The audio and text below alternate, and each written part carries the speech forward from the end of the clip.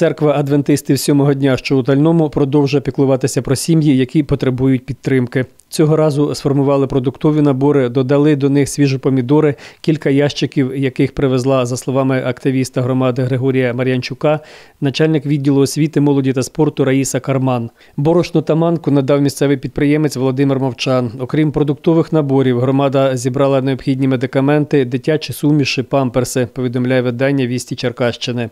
До всього учасники релігійної громади надають прихисток людям, які покинули домівки через бойові дії. Їх розселяють по сім'ях, місцеві жителі забирають переселенців до себе. Церква також заявила про свою готовність годувати людей.